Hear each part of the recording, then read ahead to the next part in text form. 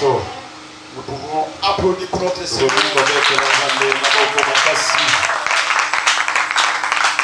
Alors nous continuons avec notre enseignement qui a pour thème la consécration d'Aaron et de ses fils. Autrement dit, la consécration des sacrificateurs. Alors nous allons lire Lévitique chapitre 2, chapitre 8, verset 2. D'abord.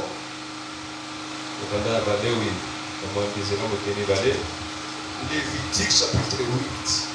Nous lisons le verset 2. Il est dit: prends Aaron et ses fils avec lui, le vêtement, l'huile d'onction, les taureaux expiatoires, les deux béliers et la corbeille de pain sans levain.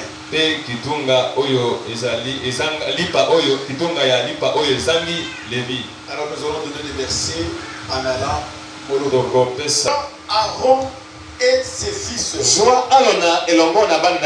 Voilà. Prends Aaron et ses fils avec lui. Nous lisons Exode 28 verset 1 avant d'expliquer. Exode 28 verset 1. Qu'on nous aide. Qu'on écrive là-bas au tableau. On le lit. Exode 28 verset 1. Fais approcher de toi Aaron. Non, écris-nous les noms des gens là. Tu écris Aaron. Aaron ton frère. Et ses fils. Et prends-les parmi les enfants d'Israël pour les consacrer à mon service comme sacerdoce. Aaron et les fils d'Aaron. Nadab. Ajoutez Nadab. Abihu. Éléazar et Itamar.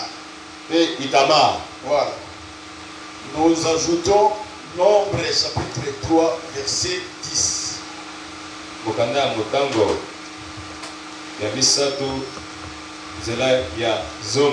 Nombre chapitre 3 verset 10.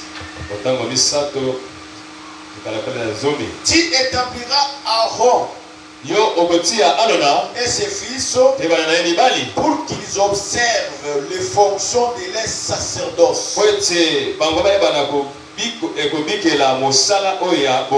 Et l'étranger qui approchera sera puni de mort. Applaudissons fortement. Pour Dieu, il demande à Moïse de prendre Aaron, son frère. Aaron est le frère de Moïse. Retenez tout ce qu'ils sont dit. Et Aaron ne sera pas seul, mais avec ses fils. Tu vas les établir, c'est-à-dire les consacrer. Voilà pourquoi j'avais dit consacrer, c'est-à-dire établir, installer. Tu vas les établir pour qu'ils observent les fonctions de leur sacerdoce. Aujourd'hui, les fonctions du sacerdoce, c'est le ministère de la parole. Le ministère de la parole, c'est le ministère qui est chargé d'enseigner la parole. Alors, ceux qui seront établis pour exercer leur fonction de sacerdoce, c'est seulement eux qui sont établis comme sacrificateurs. Aujourd'hui, ministre de Dieu, ministre de la parole. Et l'étranger qui approchera sera puni de mort. Cela signifie quoi? Qui est étranger? C'est celui que Dieu n'a pas désigné pour qu'il exerce les fonctions du sacerdoce. C'est un étranger. C'est-à-dire tout celui que Dieu n'a pas dit qu'on puisse le prendre. Il n'est pas Aaron. Il n'est ni le fils d'Aaron. C'est un étranger. On ne peut pas l'établir. On ne peut pas le consacrer pour exercer les fonctions du sacerdoce. Une personne qui n'a pas été désignée pour exercer les fonctions du sacerdoce, quelqu'un que Dieu n'a pas désigné pour qu'il revête la qualité de ministre de la parole, c'est un étranger. Il ne peut pas oser s'approcher pour exercer les sacerdoces. C'est-à-dire quand Dieu ne vous a pas désigné dans le ministère, ne vous approchez pas. N'est-ce pas? Ne vous approchez pas. Vous savez ce qui est arrivé à Israël? La charge de porter l'arche était confiée au sacrificateur. Mais lorsque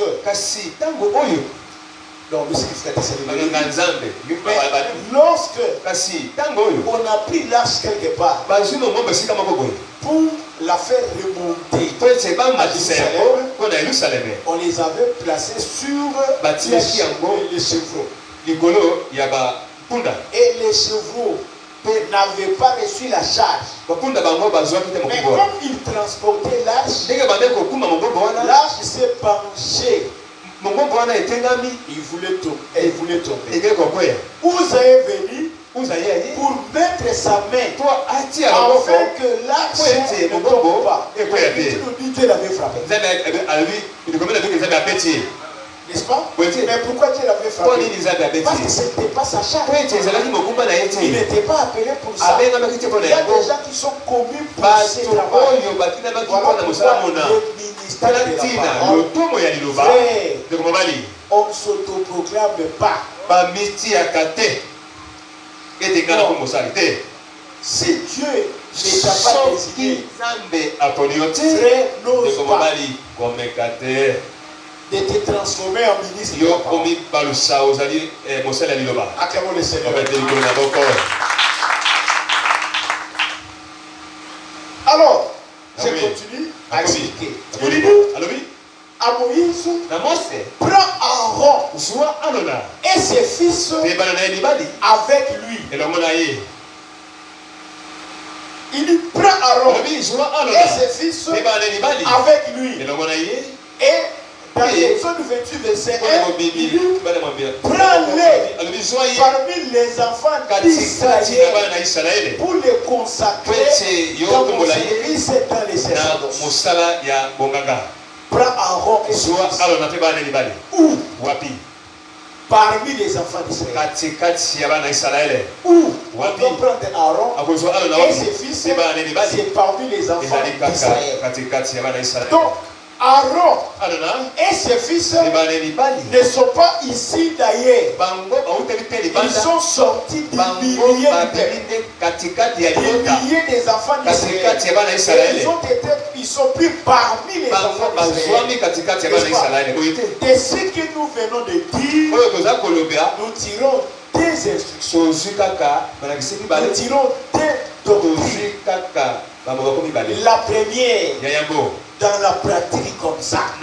Lorsqu'on établit un frère dans le ministère, ce frère, le jour en question, sera assis. Non, sera assis. Le jour de l'établissement du frère dans le ministère, dans la pratique doctrinale, ce jour-là, le frère s'assiera du même côté que vous. N'est-ce pas? Ça c'est dans la doctrine comme ça. Il va s'asseoir on ne va pas dire comme c'est le jour où on va l'établir. Il faut qu'on mette une chaise spéciale pour le faire. Non. Il va s'asseoir dans le même rangée, le même bord, le même endroit, là où vous êtes. Pourquoi? Parce que ils ont dit, prends Aaron et ses fils parmi les enfants d'Israël. C'est comme ça qu'il va s'asseoir du même côté que vous. Et les ministres qui sont déjà établis vont aussi s'asseoir de notre côté. Parce qu'ils sont déjà des ministres établis. Mais lui, il n'est pas encore établi. Il va s'asseoir du même côté que vous. Maintenant, lorsque le moment va arriver pour qu'on puisse l'établir, on va les prendre des milliers de vies parmi vous, pour que la doctrine soit respectée. Non, il ne faut pas dire on est en train d'établir le feu. Il faut qu'on donne une chaise derrière. Non, nous venons au culte. C'est un culte spécial. Une assemblée extraordinaire. Il s'assoit comme vous. Et le moment étant arrivé, on l'appelle pour faire le travail sur lui. Donc, pour montrer qu'il est ici, du milieu des frères.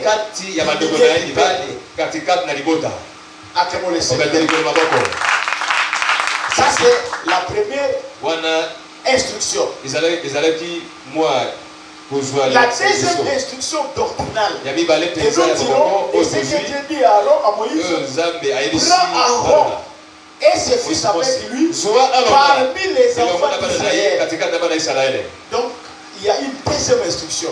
Ça signifie que le frère qu'on doit élever dans le ministère doit sortir du milieu des sectes, c'est-à-dire du milieu des croyants, et non du milieu des non-croyants ou des païens. Donc, il doit être un disciple, un frère. Voilà pourquoi on le prend du milieu de vous, parce que c'est un saint, c'est un frère dans le Seigneur, c'est un disciple. Ça c'est la deuxième élément. Donc, on ne peut pas établir dans le ministère quelqu'un qui n'est pas frère, il n'est pas un saint comme vous. Alors on l'établit dans le ministère. Non, parce que si on l'établit, donc ce frère n'est pas ici, n'est-ce pas?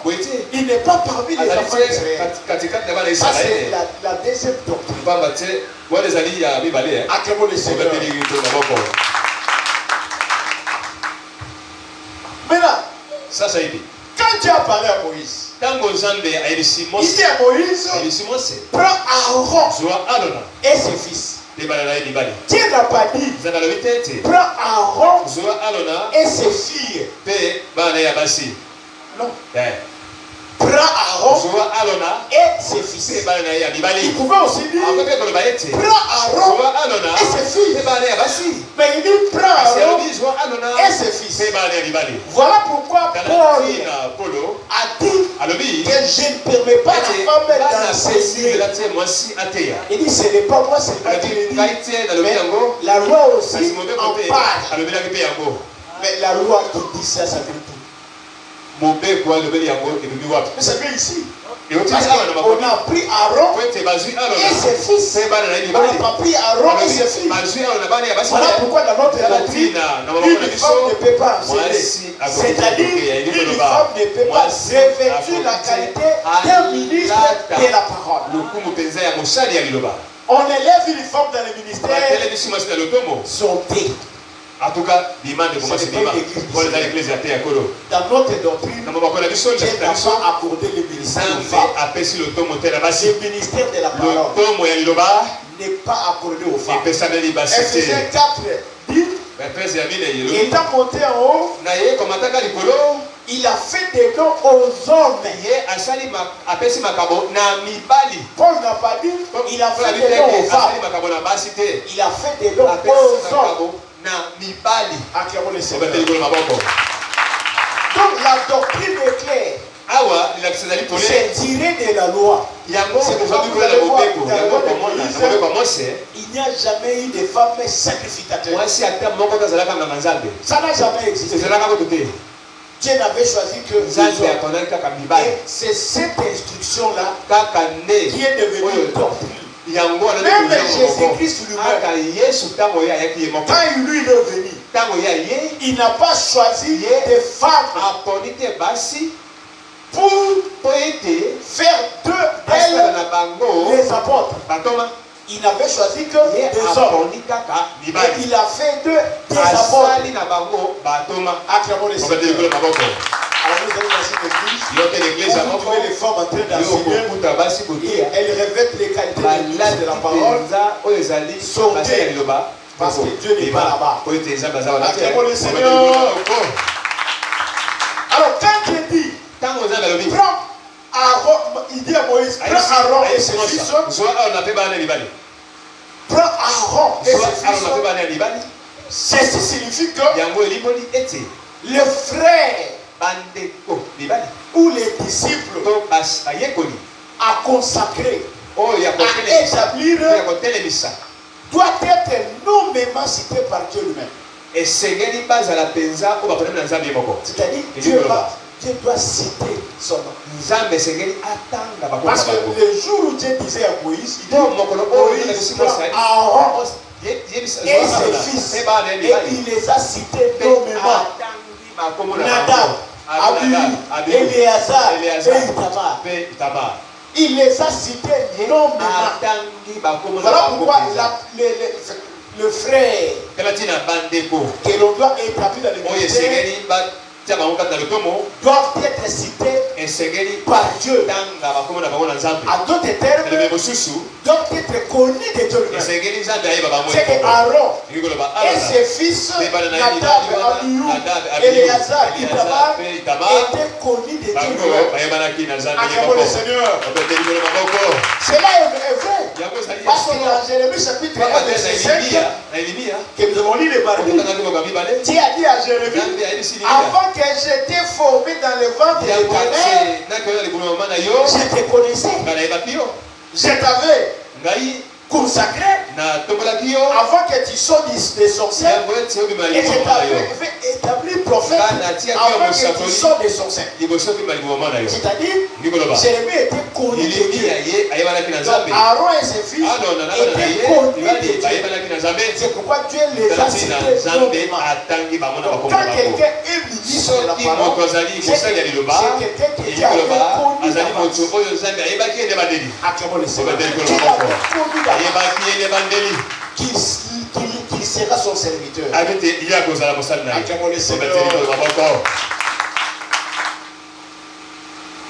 Donc on ne peut pas Prendre un frère que Dieu n'a pas cité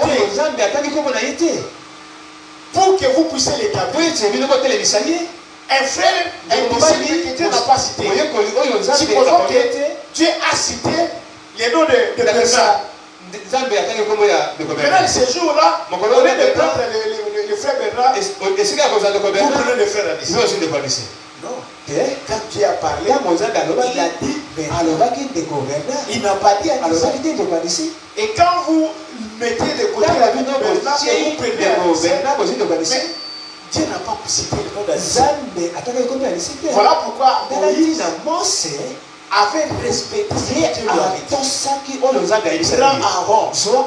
et ses fils. Je sais que aussi Moïse a fait Aaron et ses fils. Alors pourquoi il a pris Aaron? Pourquoi il a pris ses fils avec lui? Maintenant je commence à expliquer. Je commence d'abord à expliquer Aaron. Il a pris Aaron.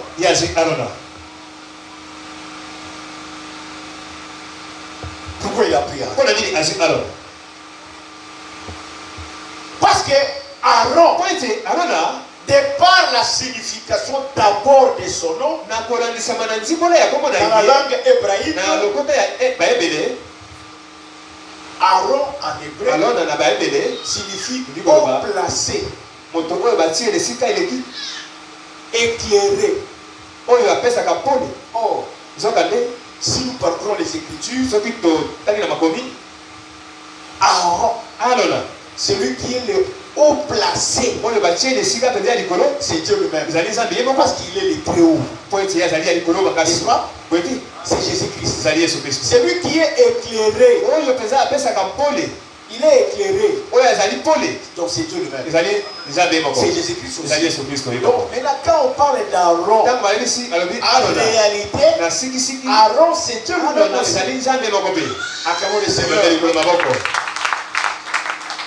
Aaron, c'est Jésus-Christ. Acclamons le Seigneur. Parce que Jésus-Christ est le véritable Aaron. Le ministre par excellence. Voilà pourquoi Aaron comme Jésus-Christ, il est le ministre par excellence. Donc Jésus-Christ en lui seul, il a les 5 ministères. Il est lui-même apôtre. Il est lui-même prophète. Il est lui-même docteur. Il est lui-même évangéliste. Il est lui-même pasteur. Parce que c'est lui, le ministre par excellence. Les autres que nous sommes, lisez bien Éphésiens. Il a fait des dons aux hommes. Il a donné aux uns comme prophète, comme docteur, comme évangéliste, comme pasteur. Nous sommes comme. Mais si nous sommes comme, c'est que le véritable prophète, moi je ne suis que comme un prophète. Le vrai prophète,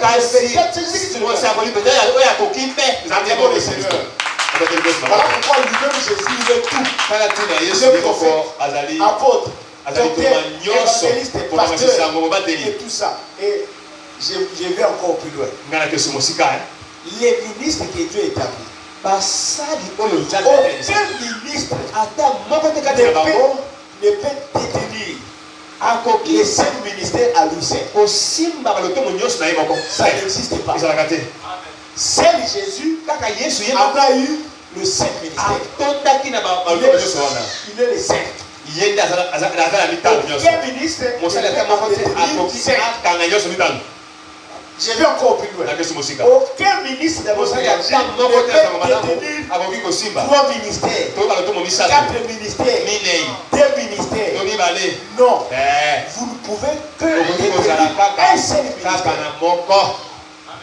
Ce n'est pas ce que nous voyons aujourd'hui. Oh, il est apôtre, docteur, pasteur.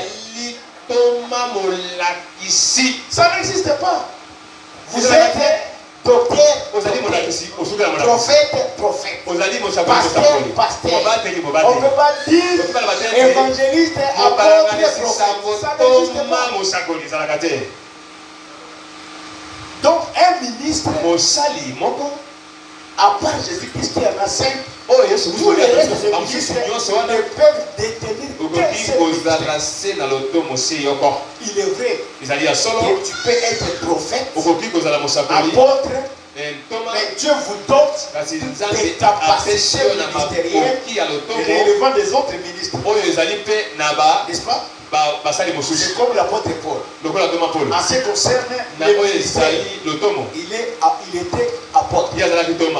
Mais en dehors de l'apostolat qui est son ministère, Dieu lui avait doté des capacités ministérielles. C'est-à-dire la capacité de parler comme un prophète, la capacité de parler aussi comme un docteur. C'est quoi, il y a des endroits où Paul a parlé comme un prophète, il y a aussi des endroits où Paul a parlé comme un docteur. Mais de par son ministère, il est apôtre. Paul ne s'est jamais fait appeler apôtre, docteur, prophète.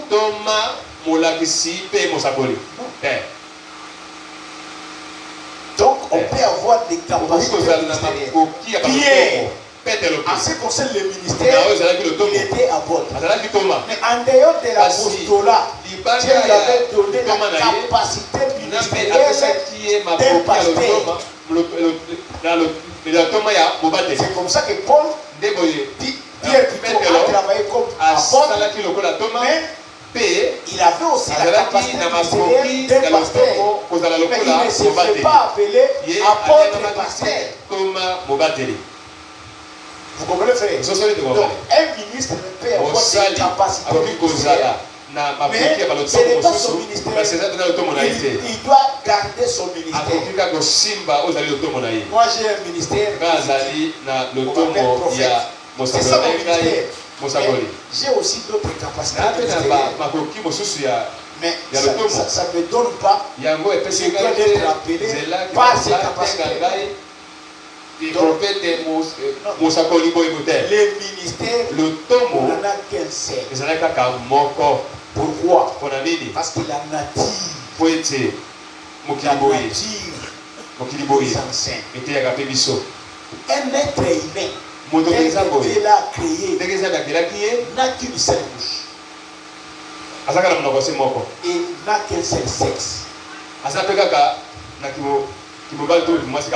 Les jours où vous verrez un être humain avec 2 bouches, 3 bouches, 4 bouches, 5 bouches,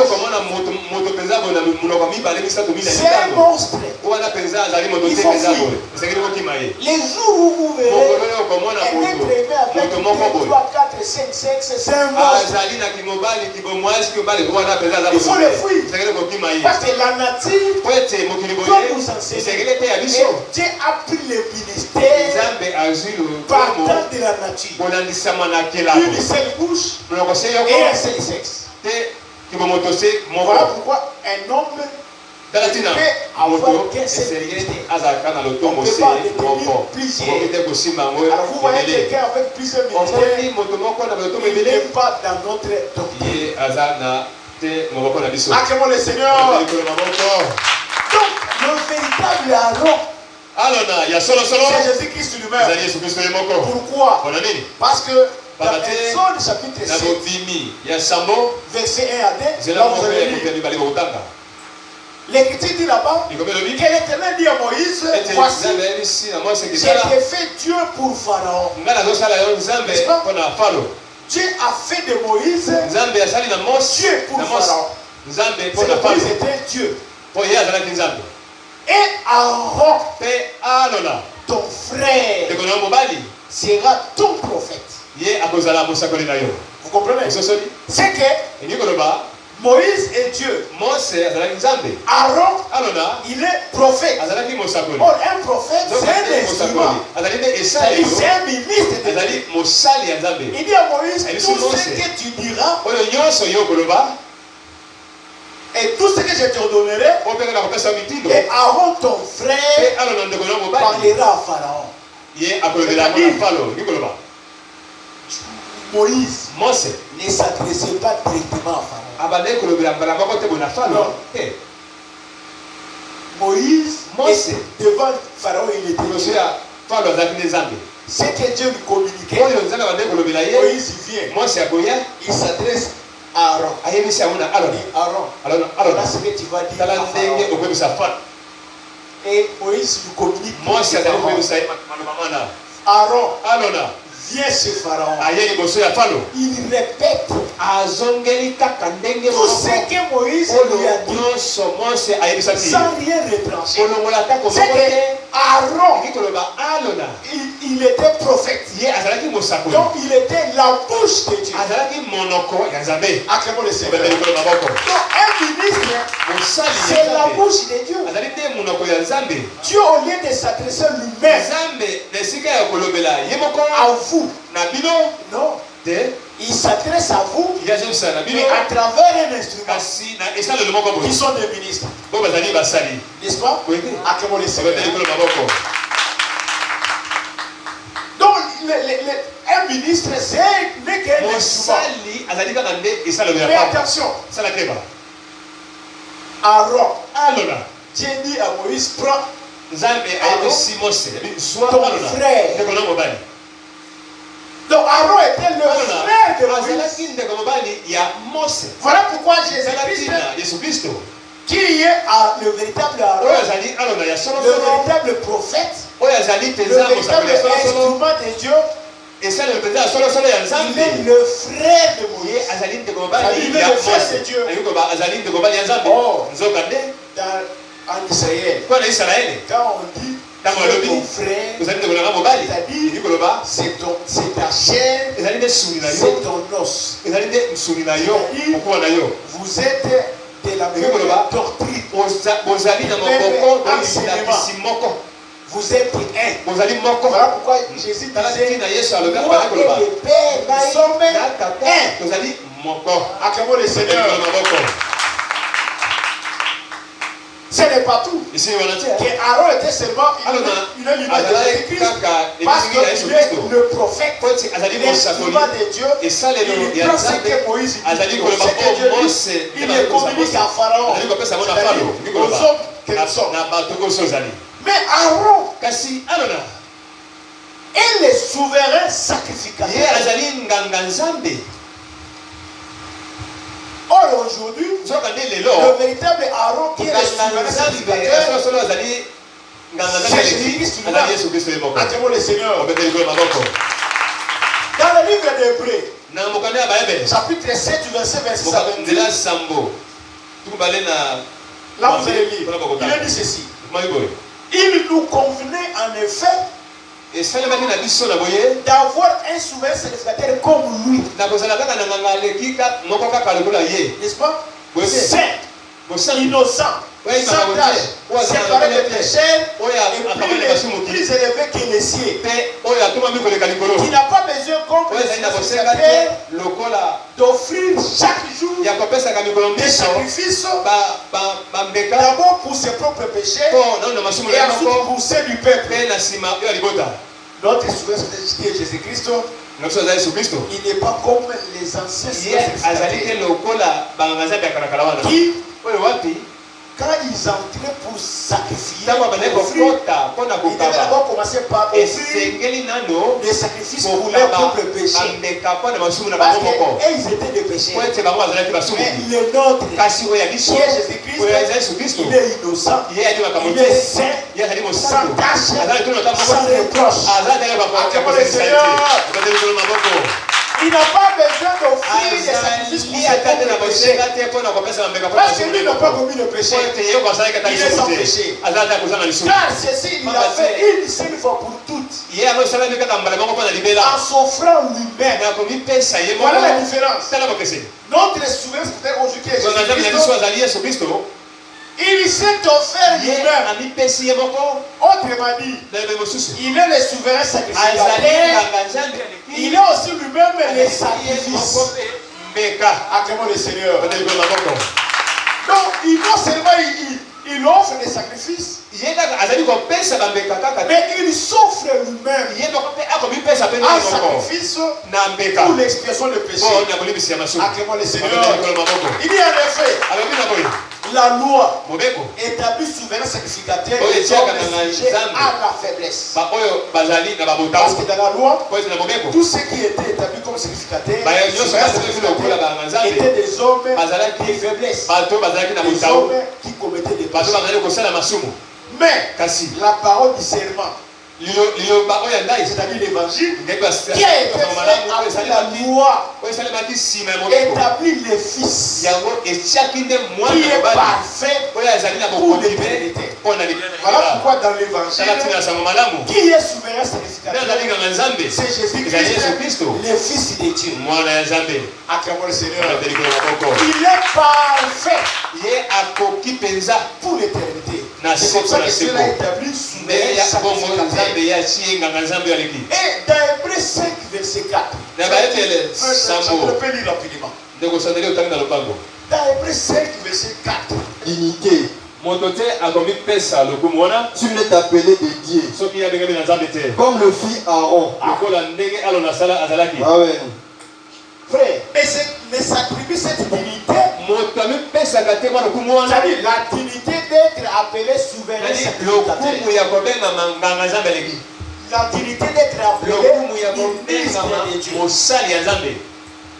Vous ne pouvez pas vous attribuer cette dignité. Si on est appelé de Dieu, comme les filles Aaron, c'est qu'Aaron a été appelé de Dieu.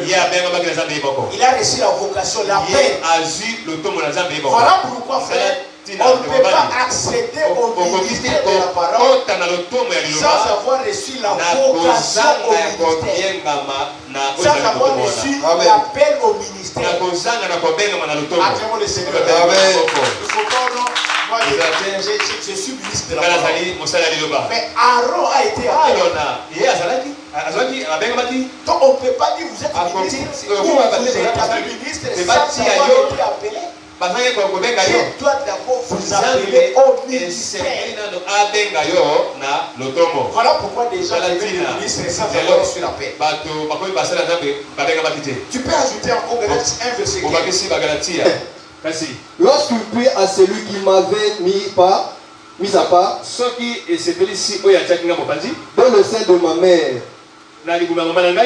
et qui m'a appelé par sa grâce. Pour lui, même moi, Paul. Mais lorsqu'il a pris à celui qui m'avait mis à part, et les seins de ma mère, celui qui m'avait consacré, qui m'avait établi comme ministre, et les seins de ma mère, et qui m'a appelé par sa grâce. C'est-à-dire, le ministère de la parole, vous devez d'abord recevoir l'appel au ministère. La vocation au ministère. C'est alors que vous allez être revêtu de la dignité ministérielle. Et quand vous n'avez pas reçu l'appel, n'acceptez pas. Même si ce sont les gens qui veulent faire parce qu'ils veulent te tuer. On a parlé d'Aaron. Mais ce n'est pas seulement Aaron, les fils d'Aaron. Voilà, ils sont 4. Les fils d'Aaron. Nous avons déjà dit que Aaron, c'est Jésus-Christ. C'est lui le souverain sacrificateur. Et quand on dit les fils d'Aaron, ce sont les ministres de la parole. Acclamons le Seigneur. Les ministres de la parole. Ce sont qui sont les fils d'Aaron. Qui ils représentent les ministres de la parole aujourd'hui, qui sont les sacrificateurs. Alors, les fils d'Aaron en question sont 4. Sont 4. Nadab, Abihu, Éléazar et Itamar. Mais ils devaient être 5, non? Ils devaient être 5. Pourquoi ils sont seulement 4? Et pourtant nous avons dit Il y a 5 ministères. Selon les apôtres, prophètes, docteurs, évangélistes et pasteurs, il y en a 5. Mais Aaron devait avoir aussi 5. Pourquoi on a mis 4 enfants? Oui, l'écriture a raison. Les 4 enfants ici, les 4 fils, représentent les 4 façons de parler. La prophétie, la révélation, la connaissance, la doctrine. Amen. Le Seigneur. Amen. En d'autres termes, tous les ministres de la parole, vous soyez prophètes, docteurs, évangélistes, pasteurs, apôtres, quand vous allez enseigner, vous allez marcher que les 4 façons de parler. Soit ça sera la prophétie, soit c'est la connaissance, soit c'est la révélation, soit c'est la doctrine. Donc voilà pourquoi il pouvait être que 4. Parce que Jésus-Christ, il est la parole de Dieu. Il est l'évangile. C'est ça Aaron. Comme il est la parole de l'évangile, l'évangile n'a que 4 fils. Il n'y a que 4 façons de parler. La prophétie, la connaissance, la doctrine, la révélation était durable. Voilà. C'est comme ça que Paul a dit dans Corinthiens 14, verset 6.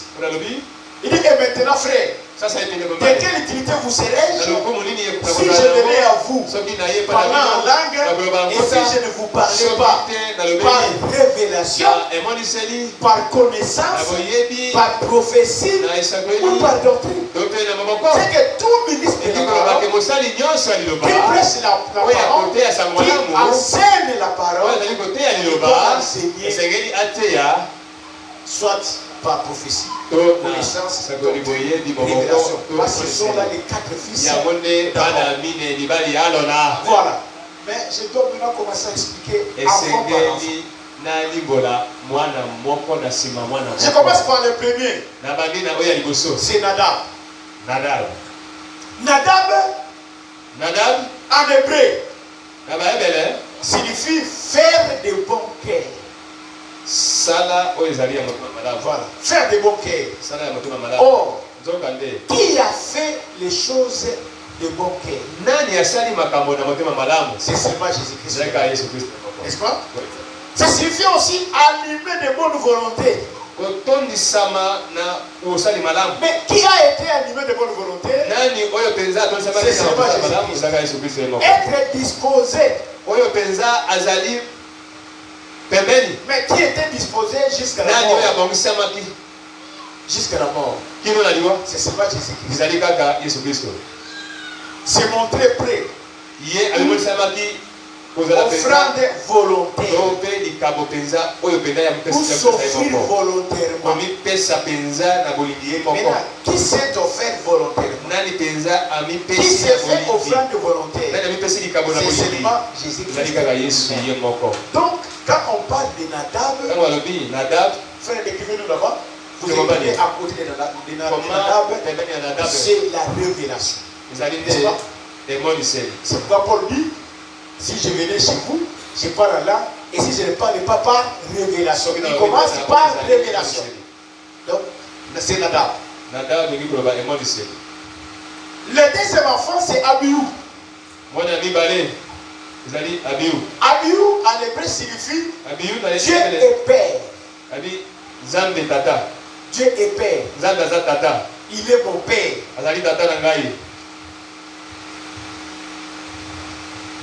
Or, Jésus-Christ, c'est lui le Dieu qui est notre Père. Donc là, nous voyons la connaissance. Écrivez à côté là-bas, chez Abihu, à côté, vous écrivez la connaissance. Troisième enfant, Éléazar. En hébreu, ça signifie Dieu a secouru.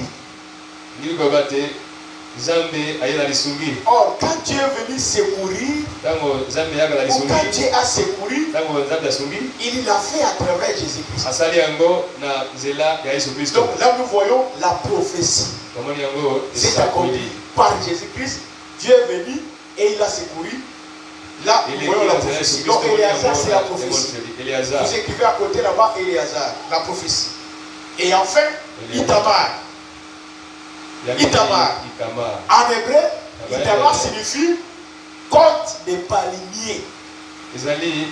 Non, côte des palmiers, c'est-à-dire un terrain où il y a des palmiers. Ah, c'est comme à la côte. À la côte de la mer. Voilà. Île ou pays de palmes. Oh, si nous lisons Somme 92, verset 13, là on nous dit que les justes croissent comme les palmiers. Donc nous voyons la toiture. Or, qui était comme les palmiers, c'est Jésus-Christ. Et qui sont aussi comme des palmiers, c'est nous les enfants de Dieu. On les appelle les justes. Là nous voyons la doctrine. Voilà. La doctrine. Donc nous avons le premier enfant qui est ici.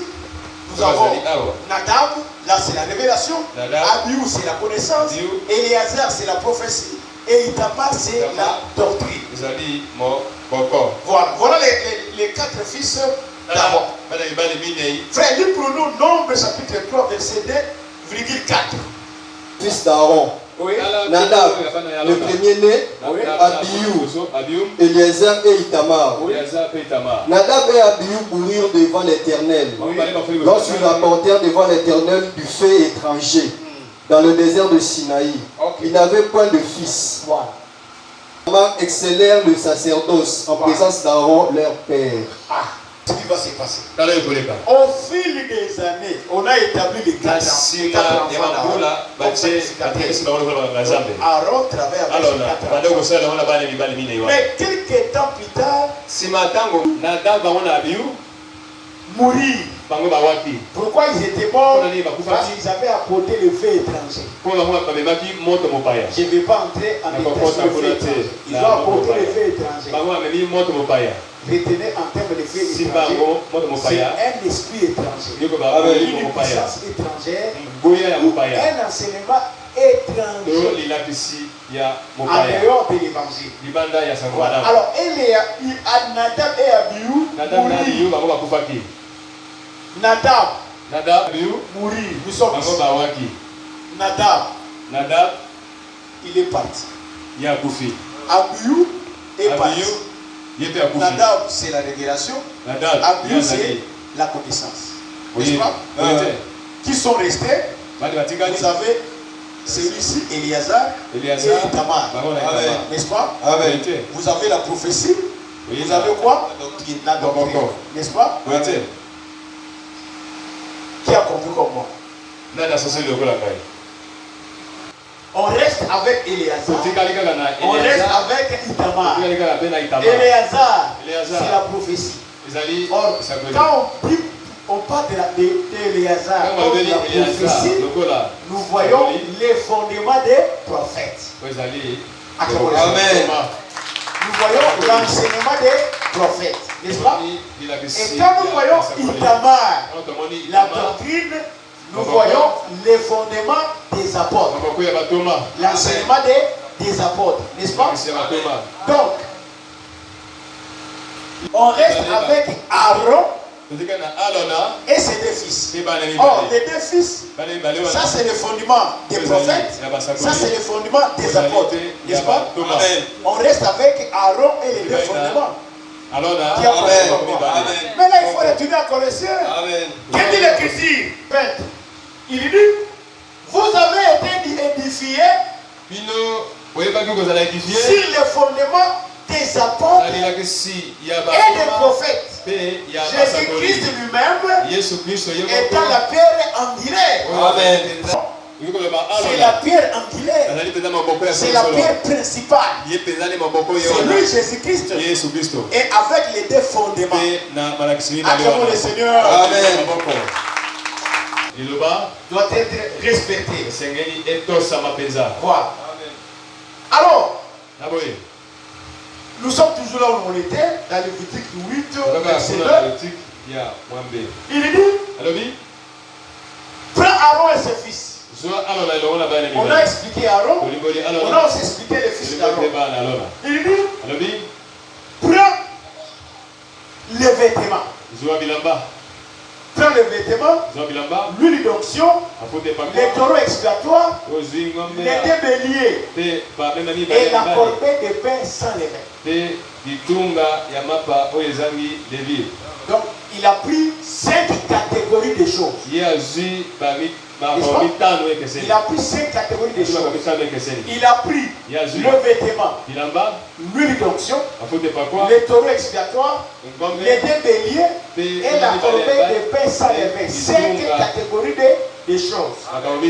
Or, les 5 catégories de choses représente la main de Dieu, représente la grâce de Dieu. Acclamons le Seigneur.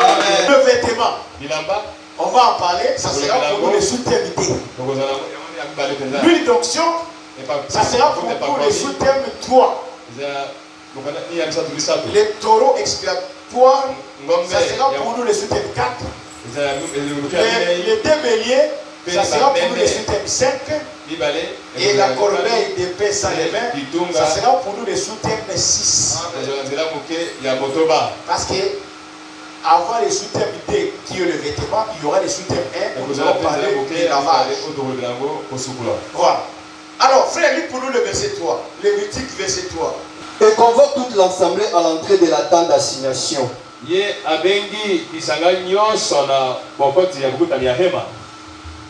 Oui, continue. Moïse fit ce que l'Éternel lui avait ordonné. Laissez-moi le verset 3. Voilà. Convoque toute l'assemblée à l'entrée de la tente d'assignation. Je commence d'abord par la convocation.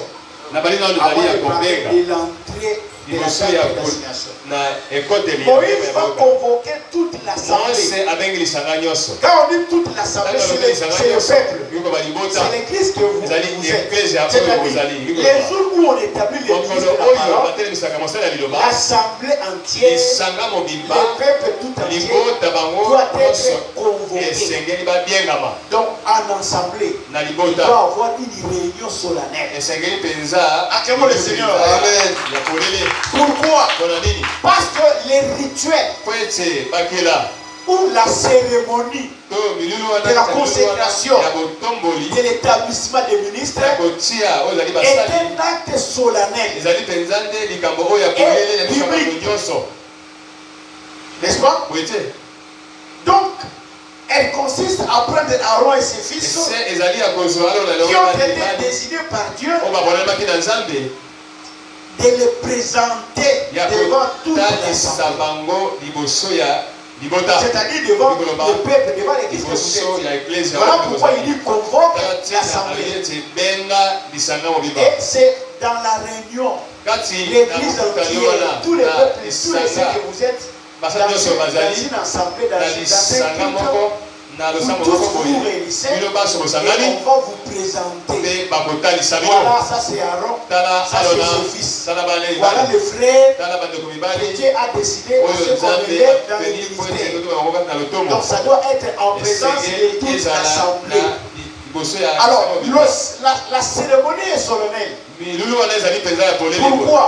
Parce que cette cérémonie revêt un caractère majestueux. Parce que la cérémonie présente une importance particulière de par sa nature. Parce qu'il est célébré publiquement. Et la cérémonie va se faire avec une certaine grandeur. La cérémonie sera biblique. Public parce que la cérémonie se fera devant l'assemblée entière. C'est-à-dire en présence de tout le peuple de Dieu que vous êtes. En présence de tous les saints. En d'autres termes, la cérémonie de l'établissement ne peut pas se faire en cachette, en secret ou en privé ou en catimini. C'est-à-dire, Vous prenez les frères, vous allez dans une chambre, personne n'était là, était présent. Vous le faites là-bas, on pose la question, qui était présent? Parce que la question là, c'est la posée. On t'établit ministre de la parole. Mais qui ont pris part lors de la cérémonie? Qui ont été présents? Qui étaient témoins? C'est pourquoi la cérémonie ne peut pas se faire en catimini à secret. Non, ça doit se faire devant l'assemblée. Maintenant, si vous le faites en secret, mais pourquoi vous le faites en secret? Vous cachez quoi? N'est-ce pas? C'est la chose de Dieu. C'est devant tout le monde. Mais pas en secret. Et enfin, il dit, il faut convoquer l'assemblée à l'entrée de la tente d'assignation. À l'entrée de la tente d'assignation. La tente d'assignation, c'est le tabernacle. Or, le tabernacle, qui est la maison de Dieu, c'est Jésus-Christ lui-même. C'est lui la parole, c'est lui l'évangile. Maintenant, l'entrée de la tente d'assignation, c'est la porte de la tente d'assignation. Or, Jésus a dit, je suis la porte de Dieu.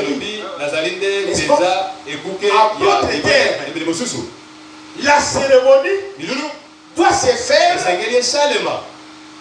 en Jésus-Christ. Conformément à la parole de Dieu. Ça doit se faire dans l'évangile. En dehors de l'évangile, tout ce qui va se faire n'a pas de valeur. Donc, vous établissez quelqu'un dans le ministère, mais vous ne le faites pas à l'entrée de la nation. Vous ne le faites pas dans l'évangile. Vous ne le faites pas en Jésus-Christ. Tout ce que vous avez fait comme cérémonie est à déconsidérer. Acclamons le Seigneur. Amen. Lèvons-nous pour la prière.